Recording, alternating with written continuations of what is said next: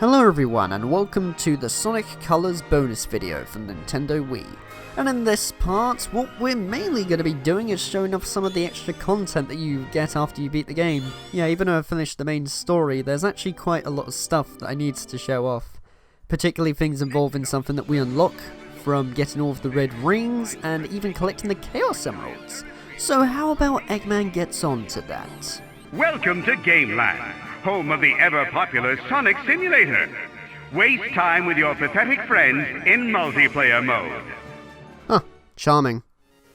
Yeah, this is the Sonic Simulator. It's basically this two-player mode of the game where you play through a whole bunch of levels and it's your ideal way to collect all the Chaos Emeralds. For those of you who are curious to see this, me and my friend HarryTM12 actually did a past stream of this, which I'll put in the card so you can have a look at that if you really want to. And, well, it was quite hectic, that one. Look out! Oh, what the... Ah! I didn't expect it to raise up that quick. Quite hectic indeed. Well, with all that out of the way, I guess our next stop is... Next stop, the Option Satellite. There, you can adjust a variety of settings for a more pleasurable visit, if you're the self-centered bossy type. Huh, very true. Now you might be asking, why exactly am I showing off the options screen in particular? Look at the bottom. Supersonic.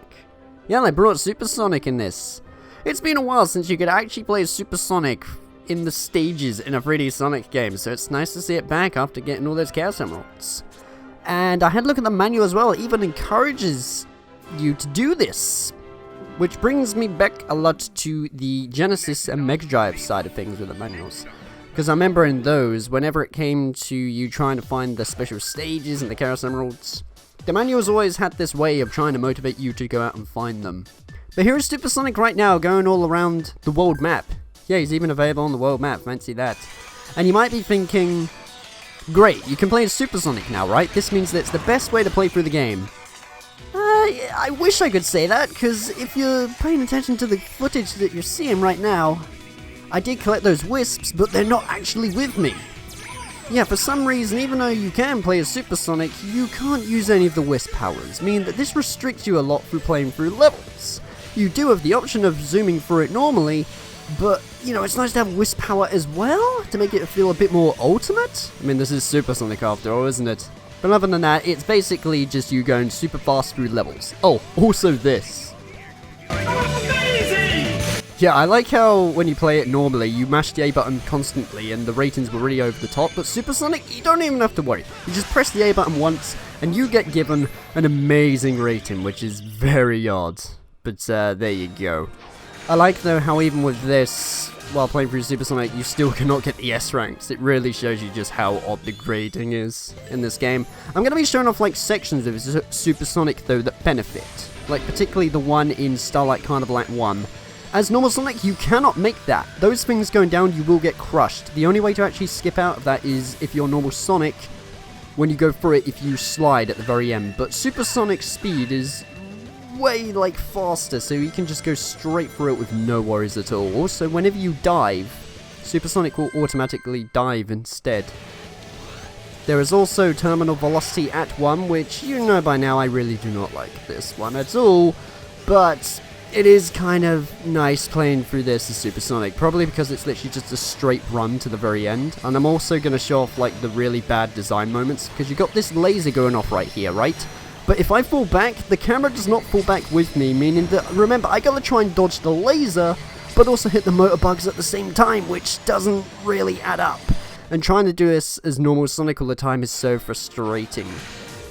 But at least you can get the S rank really nicely on this one. It's almost like this one was designed with Supersonic. Additionally, on the options screen, there is also this feature where you can watch back some of the movies, pretty much similar to like all the other games. You know, after you've seen a cutscene, you can watch it back in your own time if need be. I would usually skip over this very quick, but there's actually something that's quite interesting, I thought. There's a particular part of Sonic Colors where you get given the choice. You can choose to either do Sweet Mountain or Starlight Carnival first, and this of course means that the cutscenes play the same, but there are skin swaps. But it's not even just simple skin swaps either. You get additional things thrown in, like animations, instead of the Starlight Carnival ship coming in from the bottom, it comes in from the top. And even additional attacks are thrown in just to spice it up a bit. Like with Captain Jelly, he comes out and attacks Sonic and shoots him with a cannonball like we've seen before. But we're moving over to the Starlight Carnival version. Instead of it being Captain Jelly, since there's nothing on there, the turret turns around and shoots Sonic instead. It's nothing really absolutely mind-blowing or amazing, but you know, it's just like little attention to details that I thought I would show off, really. At least it shows that they've put some care into how the animations would be for each one, making it seem somewhat fresh. Not quite to the same level, I guess, as Super Smash Bros. Brawl whenever it came to you rescuing a certain princess in a particular order, but even still, it's nice. Alongside that, there's also the obvious feature where you can change your name or the Mii icon if need be, and this feature which is now dead and irrelevant because the Wii isn't online anymore. In fact, even my friend code at the very bottom is non-existent. That was basically a thing where you could compare your high scores online with other people if need be. For those curious as well to see how this game sounds in Japanese, you are given the option to swap it over to Japanese or English, which if you're very curious to how that sounds, well, here's a little bit of a clip of that.